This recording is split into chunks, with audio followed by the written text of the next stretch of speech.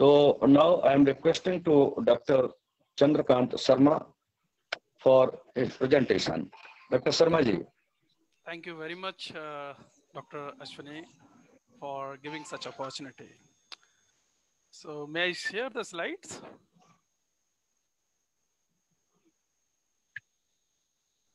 Yeah, of course. Is it visible? Yes, thank you. Yeah, thank you very much.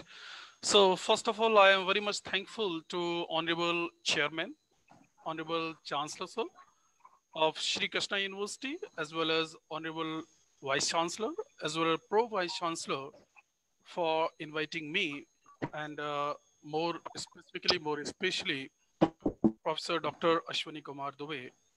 He is the organizing secretary of this event, as well as I am very much thankful to all team members of the Sri Krishna University for organizing such event.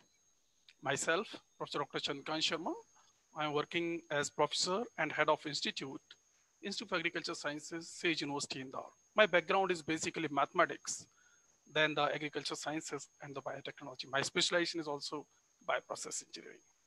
So why I'm discussing this, today I'm going to discuss the technological involvement in modern agriculture for developing sustainability.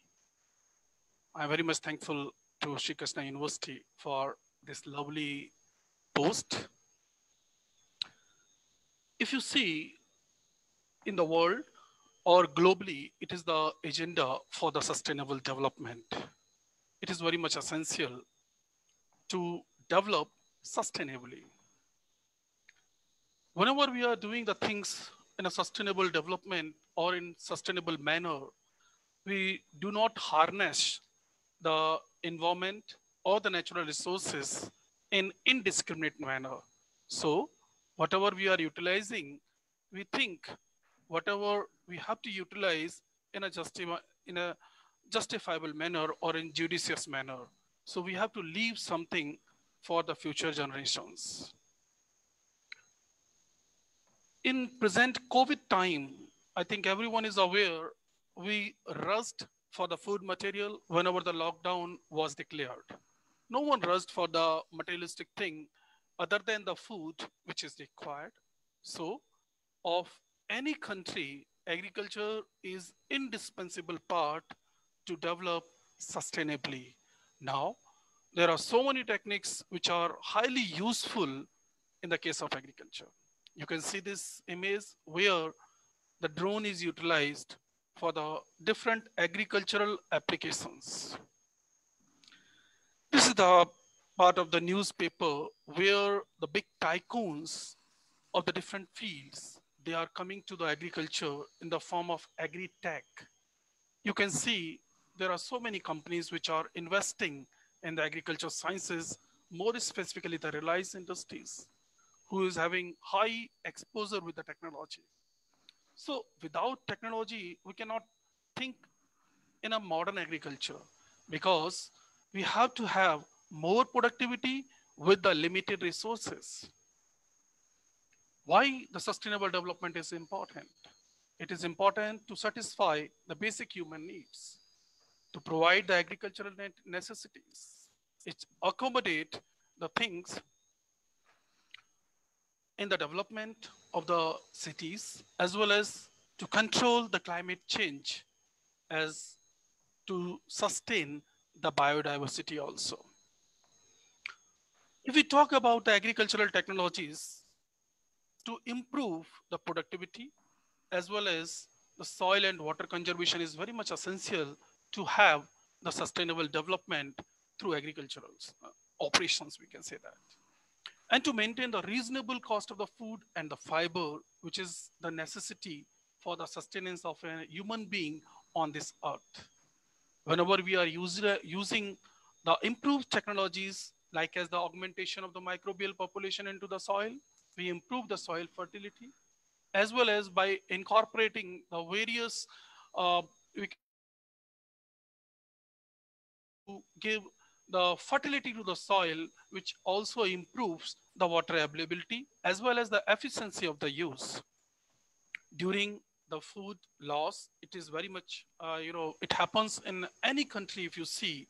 So we have to develop in a sustainable manner, we have to reduce the food loss also. In case of the farmers, we have to modernize. We have to modernize the farmers in a way where they can utilize the technology in the judicious manner. So in the case of the energy technologies, yeah, there are so many technologies which are useful in the case of the energy. We are very much aware, we are using the solar energy, we are using the hydrogen energy, we are using the bioenergy. There are multiple options are available for the farmers, we can say that, to develop sustainably. Now, this slide has been taken from the United Nations, and everyone is aware there are 17 goals, SDG, Sustainable Development Goals, which have been fixed by the United Nations for the sustainable development. As per the goals, if you see, no poverty, zero hunger. I cannot go into the detail because the time is limited. Otherwise, we can discuss a lot on these 17 points, which requires much time. So, but if you see the good health and the well-being, quality education, gender equality, clean air and water, and the sanitation, as well as the affordable and clean energy, and decent working and economic growth, regarding the infrastructure, regarding the opportunities, as well as the communities development in the form of sustainable cities, as well as the responsible consumption and the production, climate action, life below the water, life on the land, peace, justice, and strong institutions, as well as more important, the partnership for the goals, which is very much important to have the sustainable development.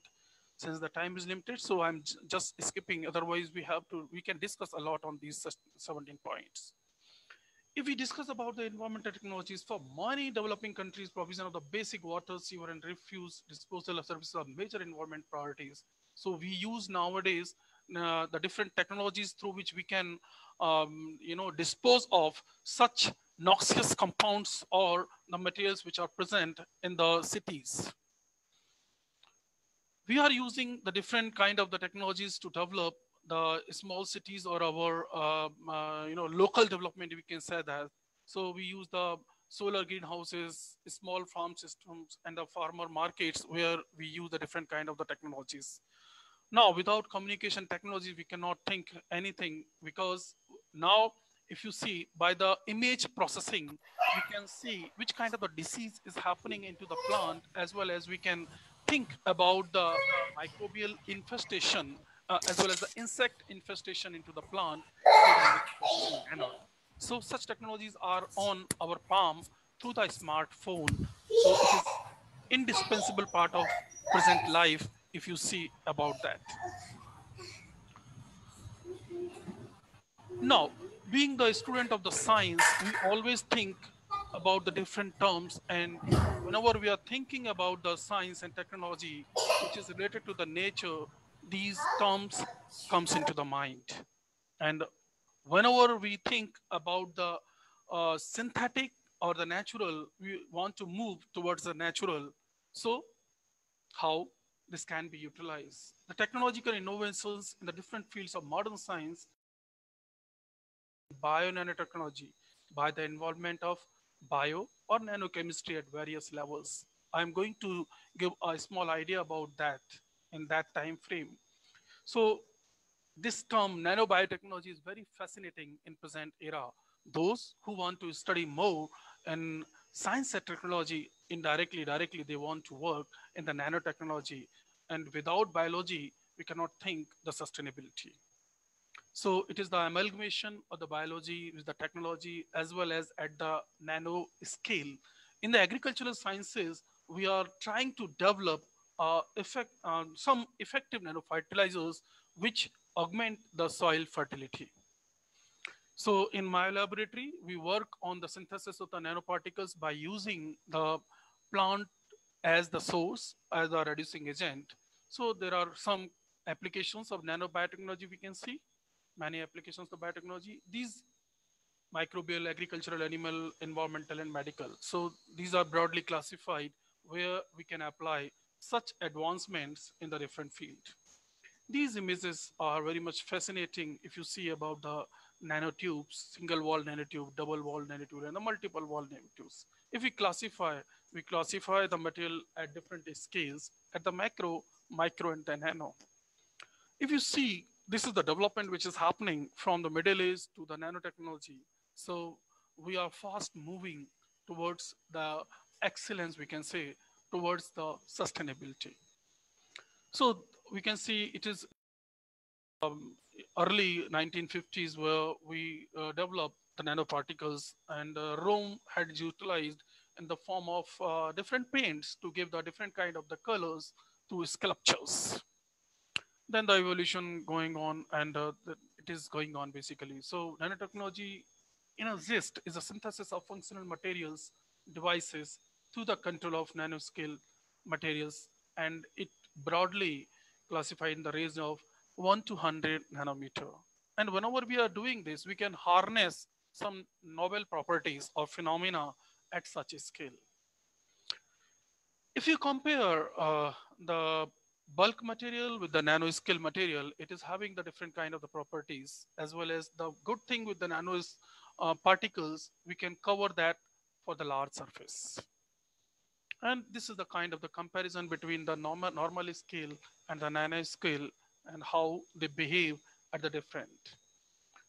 So if you see regarding the color which changes with respect to the size, you see the silver nanoparticles, if the size is more than 50 nanometer, it appears as white. And if it is 20 to 40 nanometer, it appears as brown. And if it is less than 50 nanometer, it appears as black. So there are some names who are very much famous in the case of this nanotechnology. So it was started with the carbon nanotubes, and Simo Lizima in 1991 he has developed such. So these are the figures which are depicting as the single walled nanoparticles, double walled nanoparticles, and the multiple walled nanoparticles. Okay. Whenever we classify the material, this is the kind of the classification of the material through which we can synthesize the material at the different ways. And broadly, if we classify for the synthesis methods, these are 4 methods. And since we want to move towards the nature, we generally utilize the biological method where we use the plant material or the enzymes. So there are 2 approaches which are famous, top-down approach and the bottom-up approach. And the top-down, we crush the material from bulk to the fine particles. And the bottom-up, we aggregate from the atoms or molecules to the nanoparticles. So we use the kind of biological organisms or material to synthesize the nanoparticles in such case. And this is the flow diagram through which we can say how we select a solvent medium or environment benign material through which we can reduce the metal ions which are present, and then we formulate the silver nanoparticles by using the stability selections. So we use the kind of metals such as sulfates, nitrates, or oxides, and we use the plant material, and then after mixing with that, we reduce and get the metal nanoparticles. So these are the kind of the green nanotechnology, we can say that, which we work. So this is the flow chart. We can say that the steps which are involved in the synthesis of nanoparticles, as well as how we characterize. We can characterize by the change of color, UV visible spectral, zeta potential, as well as the FTIR and SAM. And we can check the different activities also. And we have used the Piper beetle for this purpose earlier to synthesize the nanoparticle. And generally, it has been happened by doing such operations and in vitro manner.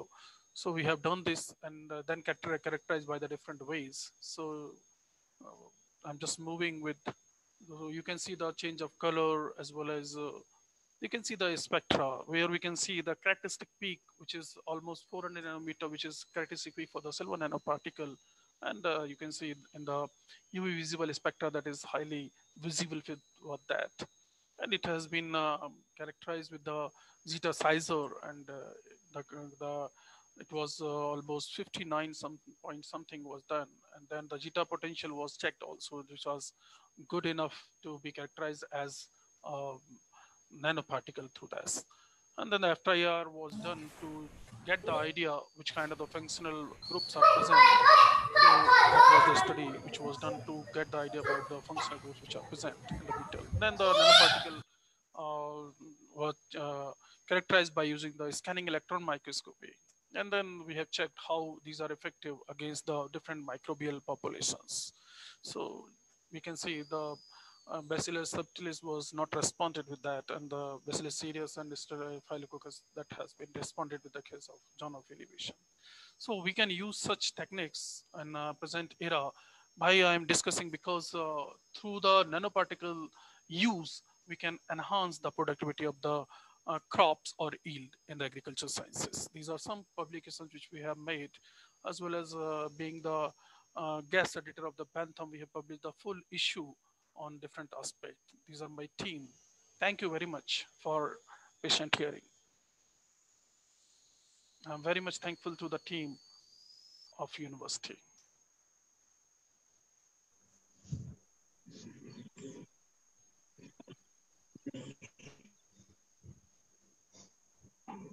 Thank you.